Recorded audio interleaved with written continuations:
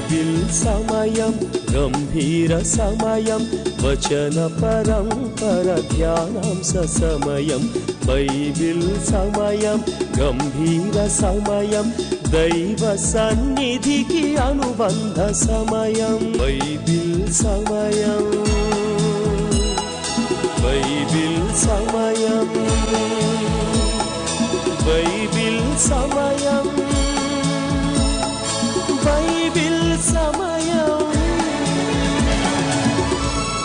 ఈరోజు ఈ కార్యక్రమాన్ని స్పాన్సర్ చేసిన వారు, this program is sponsored by late brother U. Venkatatnam and sister U. Dayamani to wish their grandson Rishi Joshi a happy birthday. May God bless him.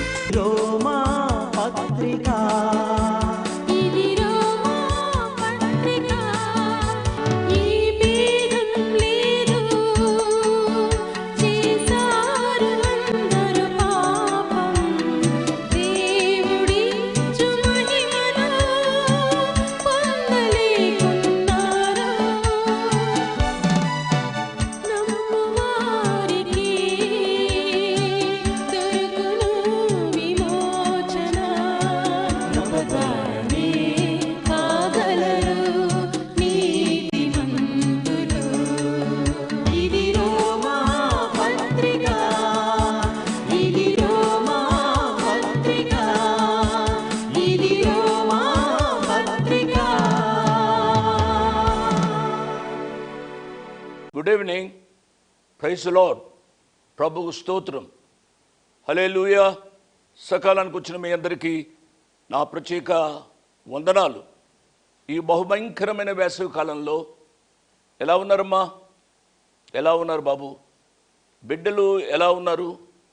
ముఖ్యంగా కొంతమంది బిడ్డలు ప్రసవించి ఉండి ఉంటారు. వారికి దేవుడు దయచేసిన బహుమానంగా ఆ చిన్న బిడ్డలు ఎలా ఉన్నారు? ఆ బిడ్డలు ఆరోగ్యంగా ఉండాలి అనేది మా ప్రార్థన. కొంతమంది తల్లులు బిడ్డలు కూడా అనారోగ్యంగా ఉండడానికి అవకాశాలు ఉన్నాయి. అట్టి వారి కొరకు మేము ప్రార్థన చేస్తూ ఉన్నాం. మా ప్రార్థన అంశాలు ఒక పద్ధతి ప్రకారం రాసి వాటి కొరకు ప్రత్యేకంగా ప్రార్థన చేస్తూ ఉంటాం. గర్భిణీ స్త్రీల కొరకు, ప్రసవించిన బిడ్డల కొరకు ప్రత్యేకంగా ప్రార్థన చేస్తూ ఉంటాం. నా ప్రియ బిడ్డలారా, మీ ఆరోగ్యాలు బాగుగా చూసుకోనండి. దేవుడు మీకు బహుమానముగా ఇచ్చిన ఆ చిన్న బిడ్డలను కూడా మీరు బాగుగా చూడవలసిన బాధ్యత ఉంది అనే విషయాన్ని నేను జ్ఞాపకం చేస్తున్నాను.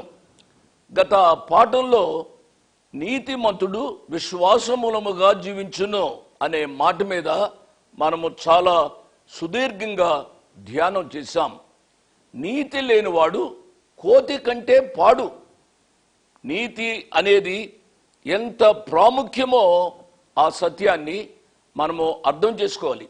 అనేక మంది గొప్ప గొప్ప దైవజనులను ప్రభావితం చేసిన మాట నీతిమంతుడు విశ్వాసమూలముగా జీవించును.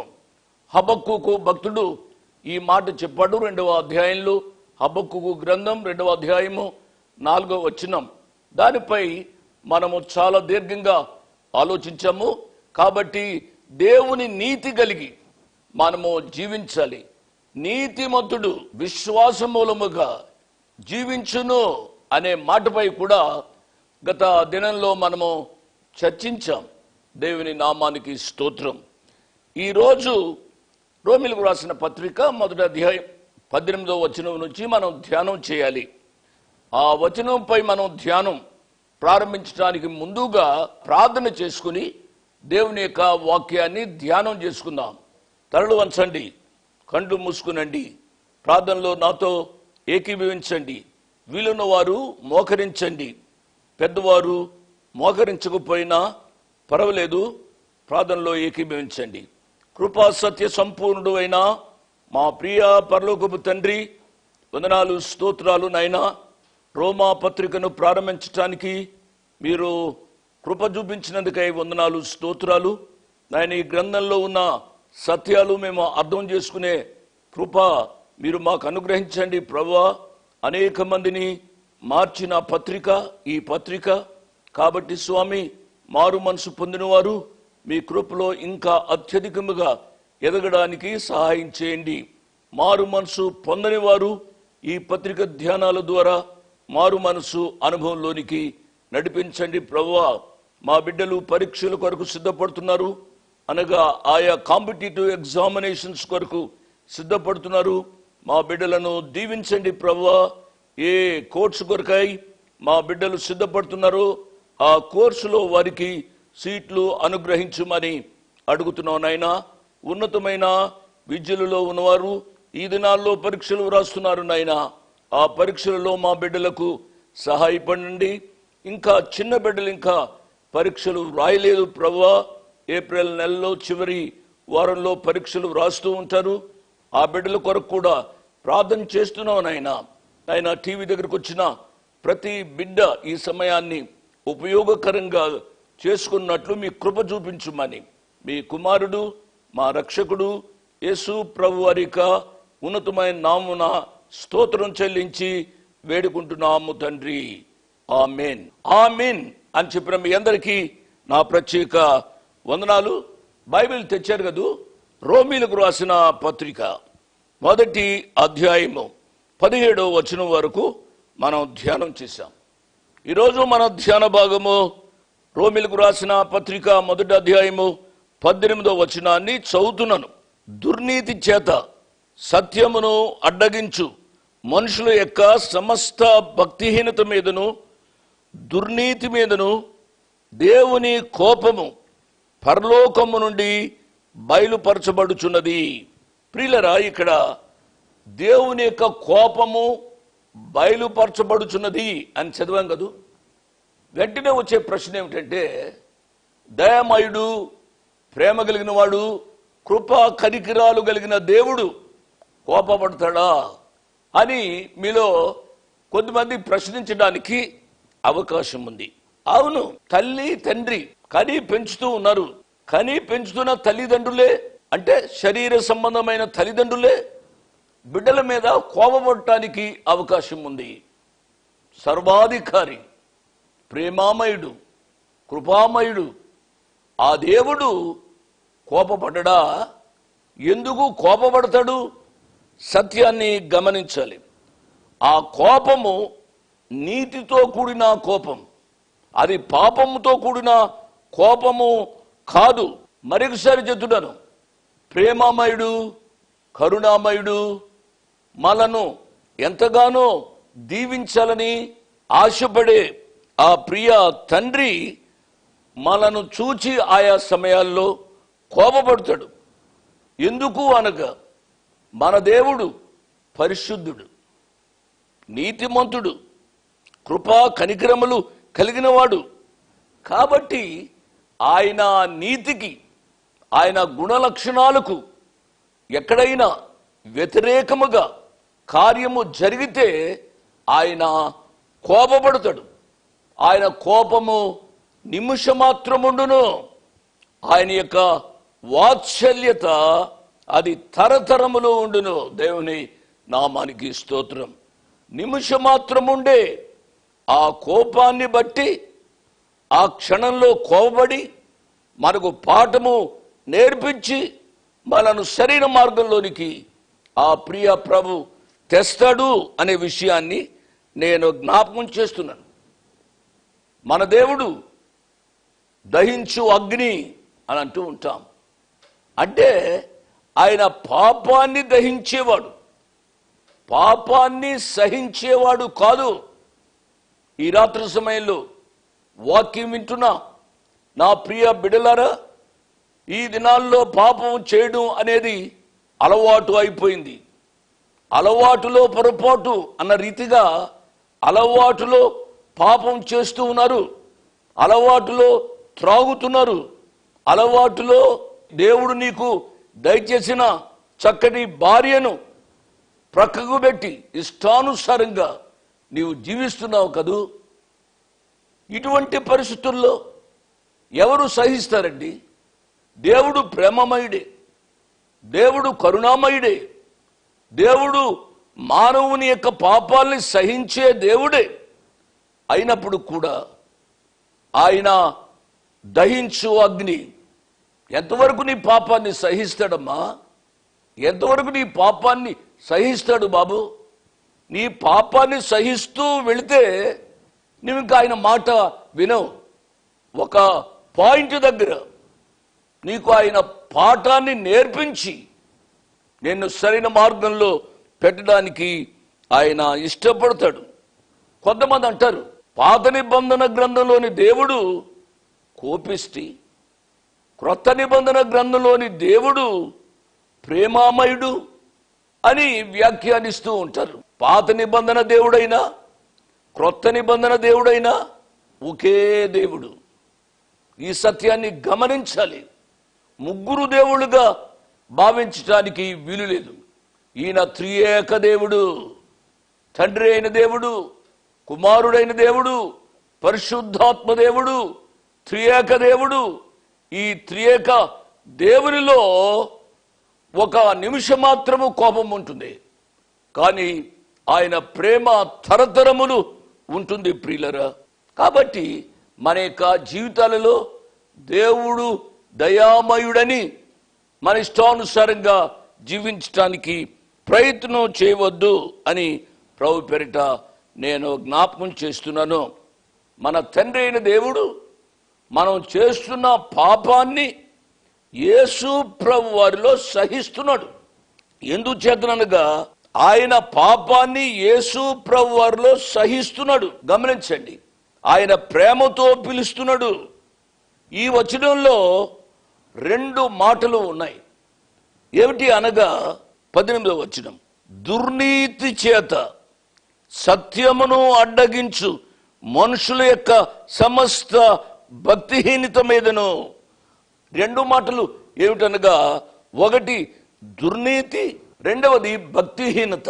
మానవుడు దేవుని పట్ల చూపించే అవిధేయత, దేవుని పట్ల భయభక్తులు ఈ దినాలలో మానవుడు కనబరచడం లేదు. అంటే అవిధేయత వలన దేవునికి భయపడకుండా ఇష్టానుసారంగా మానవుడు జీవిస్తున్నాడు అనే సత్యాన్ని అర్థం చేసుకోవాలి. దేవుడు ఏమీ చేయటం లేదులే అనే ఒక నిర్లక్ష్యత మానవుని యొక్క జీవితంలో ఉంటూ ఉన్నట్లుగా మనము అర్థం చేసుకోవాలి. దేవుడు పాపాన్ని ఏ రీతిగా సహిస్తాడండి? ఎన్నో పర్యాయాలు దేవుడు మానవుణ్ణి ప్రేమిస్తూనే వస్తున్నాడు, కానీ మానవుడు దేవునికి అవిధేయునిగా జీవిస్తూ వస్తున్నాడు. అట్టి మానవునిపై దేవుని కోపము పరలోకము నుంచి బయలు వెళుతుంది. నా ప్రియులరా, ఈ సత్యాన్ని గమనించండి. జీవం గల దేవుని చేతిలో పడుట బహుభయంకరం. నువ్వెవరి చేతిలో అయినా పడు, కానీ దేవుని చేతిలో మట్టుకు పడవద్దు. నా ప్రియ బిడ్డలారా, మరొకసారి చెప్తున్నాను, ఆయన ప్రేమామయుడు, ఆయన కరుణా సంపన్నుడు. నీవు పాపం చేస్తూ ఉన్నప్పుడు కూడా ఆయన సహిస్తూ వస్తున్నాడు అని చెప్పి దేవునిని చులకనగా తీసుకునవద్దు అని నేను మనవి చేస్తున్నాను. రెండవది ఏమిటి అనగా దుర్నీతి. ఈ లక్షణం మానవునికి వ్యతిరేకముగా చేయబడేది. భక్తిహీనత దేవునికి వ్యతిరేకముగా చేయబడేది. ఆలోచించాలి. ఇక్కడ మనం చదివింది 2 మాటలు చదివాం. ఒకటి దుర్నీతి, రెండవది భక్తిహీనత, సమస్త భక్తిహీనత.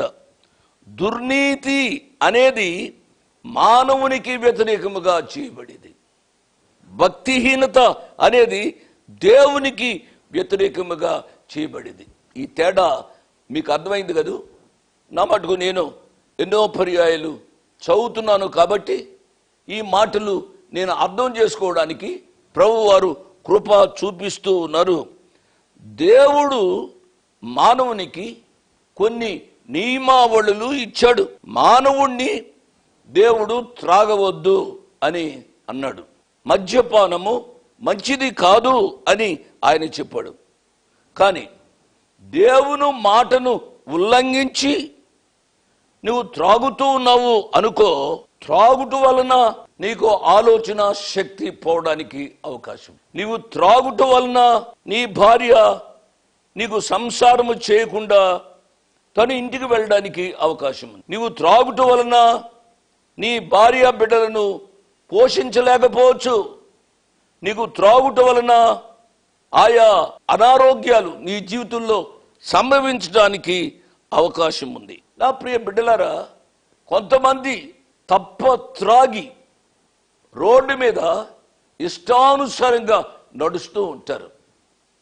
రోడ్డు మీద నడవడానికి ఒక ప్రత్యేకమైన రూల్స్ అండ్ రెగ్యులేషన్స్ ఉన్నాయి. నీ ఇష్టానుసారంగా నడవడానికి వీలు లేదు. నాకు ఎవరో చెప్పలేదు అని అంటానికి వీల్లే. నీ ఎదుట వెళుతున్న వాడిని చూచైనా నువ్వు సరిగ్గా నడవాలి. నాకు డబ్బు ఉంది కాబట్టి నేను త్రాగి ఇష్టానుసారంగా నడుస్తాను అనడానికి కూడా వీలు లేదు. రక్షక భటులు ఉన్నారు, ప్రభుత్వం ఉంది, నిన్ను ఒక పద్ధతిలో పెట్టడానికి వారికి రూల్స్ అండ్ రెగ్యులేషన్స్ ఉన్నాయి. కానీ అంతకంటే ఎక్కువైన రీతిగా పరలోక ప్రభుత్వం ఉంది. దేవుని యొక్క వాక్యము నీకు చెప్పబడుతుంది. నా ప్రియ బిడ్డలారా, ఈ సత్యాన్ని గమనించాలని ప్రభు పేరిట నేను జ్ఞాపకం చేస్తున్నాను. ఈ రీతిగా నీ సొంతగా జీవించడం వలన కలిగే నష్టము నీవు అర్థం చేసుకోవాలి. నీ సొంతగా జీవించేదే దుర్నీతి అని అంటాం. ఇటువంటి దుర్నీతి వలన ఎన్నో అనర్థాలు మానవుని యొక్క జీవితంలో కలుగుతాయి అనే సత్యాన్ని నేను జ్ఞాపకం చేస్తున్నాను. ఈ దుర్నీతి వలనే దేవుని యొక్క కోపము మానవునిపై రగులుతూ ఉంది. వాక్యాన్ని వింటున్నా నా ప్రియ బిడ్డలారా, నీవు కానీ నేను కానీ దేవునికి అవిధేయులుగా జీవించటానికి వీలు లేదు. పొరుగువానికి హారిని కలిగించే రీతిగా జీవించటానికి కూడా వీలు లేదు. దేవుని కోపము, దేవుని ఉగ్రత మనపైకి రాకుండా జాగ్రత్తగా జీవించాలి అని నేను మనవి చేస్తున్నాను. ఒక మాట నేను చెప్పనా, నువ్వు ఎవరి చేతిలో పడినా కానీ దేవుని చేతిలో పడుట బహుభయంకరము అని వాక్యము సెలవిస్తోంది. 19వ వచనం, ఎందుకనగా దేవుని గూర్చి తెలియశక్యమైనది ఏదో అది వారి మధ్య విషిదమైనది, దేవుడు అది వారికి విషిదపరిచెను. విన్నరా? కొంతమంది వారి ఇష్టానుసారంగా జీవించడానికి వారు ప్రయత్నం చేస్తారు. ఎందుకంటే మాకు డబ్బు ఉంది, మాకు హోదా ఉంది, మాకు పదవి ఉంది, మేము ఎలా పడితే అలా జీవించవచ్చు అని కేర్లెస్గా జీవిస్తూ ఉంటారు. ఏమంటున్నాడు పౌలు గారు? దేవుని గూర్చి తెలియశక్యమైనది ఏదో అది వారి మధ్య విషిదమైనది, దేవుడు వారికి విషిదపరిచాడు.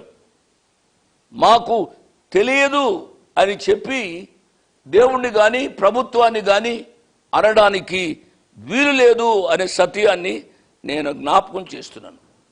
మాకు తెలియదు కాబట్టి మేము ఆ దేవుని మాటను కానీ లేక ఆ ప్రభుత్వానికి ఉన్న రూల్స్ అండ్ రెగ్యులేషన్స్ కానీ మేము ఎలా పాటిస్తాము అని మీలో కొంతమంది తిక్క ప్రశ్నలు వేస్తూ ఉండవచ్చు. ఆ రీతిగా ఉండవద్దు అని ప్రభు పేరిట నేను జ్ఞాపకం చేస్తున్నాను. యోహాను సువార్త 1వ అధ్యాయము 1-5 వచనాల్లో ఈ రీతిగా వ్రాయబడి ఉంది. ఆది యందు వాక్యం ఉండెను, వాక్యము దేవుని యొద్ద ఉండెను, వాక్యము దేవుడైండెను, ఆయన ఆది యందు దేవుని యొద్ద ఉండెను, సమస్తమును ఆయన మూలముగా కలిగెను, కలిగి ఉన్నది ఏదియు ఆయన లేకుండా కలుగలేదు. ఆయనలో జీవముండెను, ఆ జీవము మనుషులకు వెలుగైండెను, ఆ వెలుగు చీకటిలో ప్రకాశించున్నది గాని చీకటి దాని గ్రహింపకుండెను. కాబట్టి ఇది నాకు అర్థం కాలేదు అనడానికి వీలు లేదు అనే సత్యాన్ని నేను జ్ఞాపకం చేస్తున్నాను. చీకటిలో జీవిస్తున్న మానవుడు వెలుగును గ్రహింపకుండా ఇష్టానుసారంగా జీవిస్తున్నాడు. నాకు ఇంకొక మాట జ్ఞాపకం వస్తుంది. 19వ కీర్తన మొదటి 6 వచనాలు. ఆకాశములు దేవుని మహిమను వివరించుచున్నవి, అంతరిక్షము ఆయన చేతి పనిని ప్రచురపరుచున్నది. పగటికి పగలు బోధ చేయుచున్నది, రాత్రికి రాత్రి జ్ఞానము తెలుపుచున్నది. వాటికి భాష లేదు, మాటలు లేవు, వాటి స్వరము వినబడదు. వాటి కొలనూలు భూమినంతటా వ్యాపించి ఉన్నది. లోక దిగంతముల వరకు వాటి ప్రకటనలు బయలువెళ్ళుచున్నవి. వాటిలో ఆయన సూర్యునికి గుడారము వేసెను. అతడు తన అంతఃపురంలో నుండి బయలుదేరు పెండ్లి కుమారుని వలె ఉన్నాడు. సూర్యుడు పరిగెత్తనుల్లసించున్నట్లు తన పథమునందు పరిగెత్త ఉల్లసించుచున్నాడు. కాబట్టి ఇక్కడ మనం గ్రహించవలసింది ఏమిటి అనగా, ఈ సృష్టి అంతా దేవుని మహిమను వివరించుచున్నది. సృష్టియే ఆయన మహిమను వివరిస్తూ ఉంటే, సృష్టియే ఆయనను గూర్చి తెలియపరుస్తూ ఉంటే, మొండితనంగా నాకు తెలియదు అంటే కుదరదు. ఆ ఆర్గ్యుమెంట్ వలన, ఆ వాదం వలన ప్రయోజనం ఉండదు అనే సత్యాన్ని నేను జ్ఞాపకం చేస్తున్నాను. రోడ్డుపై ఈ రీతిగా నడవాలి అని రక్షక భటులు కానీ ప్రభుత్వం కానీ చెబితే నీవు ఆ రూల్ ప్రకారం నడవాలి. నాకు బలం ఉంది, నాకు డబ్బు ఉంది, నాకు అది ఉంది, ఇది ఉంది అని చెప్పి నీ ఇష్టానుసారంగా నడిస్తే కుదరదు. ఒకవేళ నాకు ఈ రూల్స్ రెగ్యులేషన్స్ నాకు తెలియదు, నేనేదో పల్లెటూరు నుంచి వచ్చాను అని అంటే నీ ముందు నడుస్తున్న వారిని చూచి నీవు నేర్చుకోవాలి అనే విషయాన్ని నేను జ్ఞాపకం చేస్తున్నాను. ఇక ముందుకు వెళదాము. 20వ వచనాన్ని చదువుతున్నాను. ఆయన అదృశ్య లక్షణములు అనగా ఆయన నిత్య శక్తియు దేవత్వమును జగదుత్పత్తి మొదలుకొని సృష్టింపబడిన వస్తువులను ఆలోచించుట వలన తేటపడుచున్నవి గనుక వారు నిరతురులై ఉన్నారు. ప్రతి మానవుల్లో ఎక్కడో ఒక మూల అతనికి దైవ భయం ఉంటుంది. మీరు ఆలోచించాలి. నరహంతకుడైనా, ఎంత పాపిష్టి వాడైనా ఆయనకి అంతరాత్మలో ఎక్కడో భయం ఉంటుంది. నేను చాలా ప్రదేశాలు తిరిగాను. జైల్లో కూడా సువార్త చెప్పాను. నా ప్రియులరా, ఆ జైలులో ఉండేవారు, ఆయా ప్రాంతాలలో ఉండే కఠినమైన వారు కూడా వారి అంతరాత్మలో ఎక్కడో దైవ భయము అనేది దాగి ఉంటుంది అనే సత్యాన్ని నేను జ్ఞాపకం చేస్తున్నాను. జైల్లోకి వెళ్ళి దేవునికి సువార్త చెబుతూ ఉంటే వారి బిడ్డలు, వారి భార్య జ్ఞాపకానికి వచ్చి ఎంత విలపిస్తారు. ఆ జైలులోనే మారు మనసు పొందిన వారిని నేను ఎరుగుదును అనే సత్యాన్ని నేను జ్ఞాపకం చేస్తున్నాను. అందుకనే కీర్తనాకారుడు ఈ రీతిగా వ్రాశాడు. 8వ కీర్తన 3వ చరణాన్ని చదువుతున్నాను.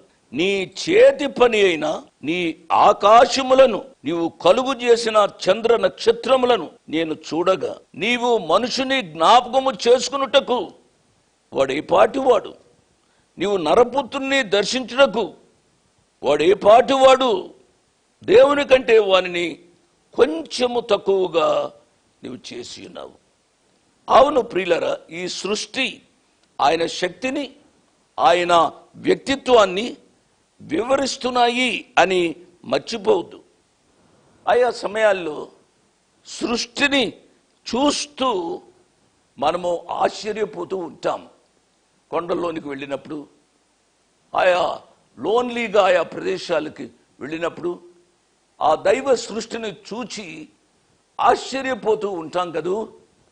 నా జీవితంలో కూడా ఇటువంటి అనుభవాలు చాలా ఉన్నాయి.